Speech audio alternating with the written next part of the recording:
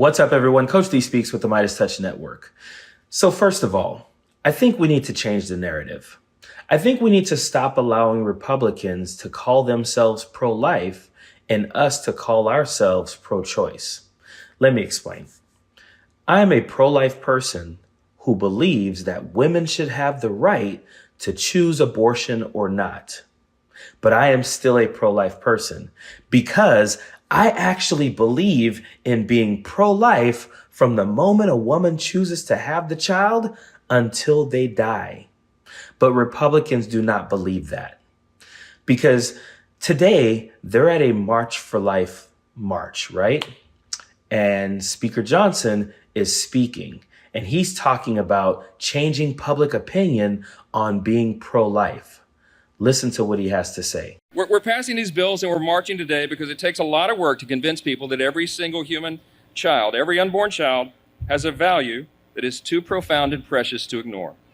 And we have every reason to be optimistic, my friends, that we can change public opinion. You see how he started there by saying every human life and then corrected it to every unborn child?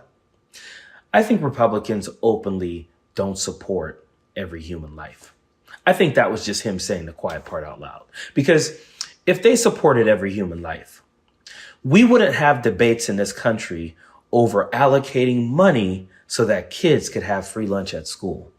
Like, we actually debate in the richest country in the world whether we should pay a little bit of our tax dollars to make sure no kid starves.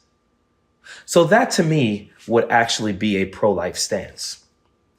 We also have debates in this country with Republicans about giving families free or affordable health care. Right now, your average family, if they have to have any type of surgery, they would have to either put out a GoFundMe account, take out a second mortgage on their home, ask friends and family for money. Because Republicans don't believe that families should have free or affordable health care. Again, that to me seems more like a pro-life stance. We also don't treat immigrant families well in this country. We have people in Texas, people in other border states that want to put buoys with barbed wire on them to keep families from coming across the border. There have been people who have perished because of these buoys with barbed wire on them. That to me is not a pro-life stance. We don't even give the right to education in this country. Like, again, families decide to send their kid to college, they have to strap themselves or their kids with insurmountable amounts of debt. To me, being pro-life would mean that you wouldn't want to do this. Yet again, we are debating with Republicans whether or not to give people the right to education. And that is education in the form of regular college or vocational schools. So again, we have to change the narrative. We are pro-life. We just believe that women should have the right to choose whether or not to have an abortion. Stop allowing Republicans to call themselves pro-life when they're obviously not.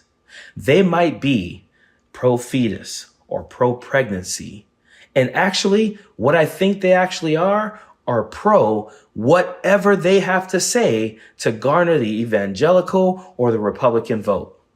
They're not being honest. They don't care about governing. They care about staying in power. And that is why they say constantly whatever they think will keep them in power. If you like my content, please like, share, and follow for more. I'm Coach D Speaks. Period. Thanks so much for watching. We're only a few subscribers short of 2 million subs. Please subscribe right now to the MeidasTouch YouTube channel for free and help us grow this unapologetically pro-democracy network.